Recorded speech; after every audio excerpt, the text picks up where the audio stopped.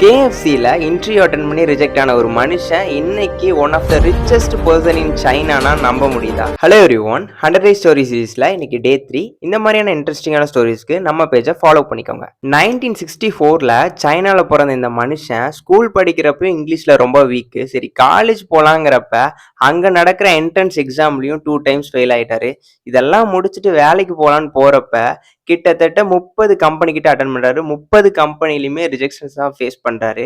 KFC கூட interview attend பண்ண போறாரு. இவரோட சேர்த்து மொத்தம் 24 பேர் போறாங்க. அதுல 23 பேர் செலக்ட் ஆயிடுறாங்க. இவர் ஒருத்தர் மட்டும் ரிஜெக்ட் ஆயிடுறாரு. இவ்வளோ ரிஜெக்ஷன்ஸை ஃபேஸ் பண்ணியிருந்தாலும் இவரோட தன்னம்பிக்கையை கொஞ்சம் கூட விடாம 1999ல அந்த டைம்ல சைனால இன்டர்நெட் ஃபெசிலிட்டிஸ் கூட அந்த அளவுக்கு இல்லாத டைம்ல இவரோட ஃப்ரெண்ட்ஸ் ஒரு 17 பேரை சேர்த்துக்கிட்டு தன்னோட வீட்லயே ஒரு ஆன்லைன் பிஸ்னஸ் பிளாட்ஃபார்ம் வந்து உருவாக்குறாரு.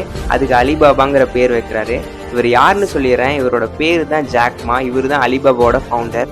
ஒரு சின்ன ஆன்லைன் பிளாட்ஃபார்மாக உருவாகி கொஞ்சம் கொஞ்சமாக பெருசாகி இன்னைக்கு வேர்ல்டுலேயே ஒரு பெரிய பிக்கஸ்ட் கம்பெனியாக உருவாயிருக்கு.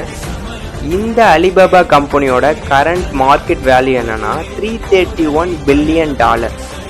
நீங்கள் யாராவது நிறைய இன்டர்வியூஸ் அட்டன் பண்ணிட்டு ரிஜெக்ஷன்ஸை ஃபேஸ் பண்ணிட்டு இருக்கீங்கன்னா நீங்கள் புரிஞ்சிக்க வேண்டிய ஒரு விஷயம், நீங்கள் இந்த ஜாப் ரோலுக்கு மட்டும்தான் ஃபிட் இல்லை, அதுக்குன்ட்டு இந்த உலகத்தில் எதுக்குமே ஃபிட் இல்லைன்னு அர்த்தம் ஆகிட போகிறது கிடையாது. நீங்கள் ஒரு நாள் இந்த கம்பெனியோட ஒரு பெரிய கம்பெனிக்கு ஓனராக கூட மாறலாம். ஸோ தன்னம்பிக்கை ரொம்ப முக்கியம்.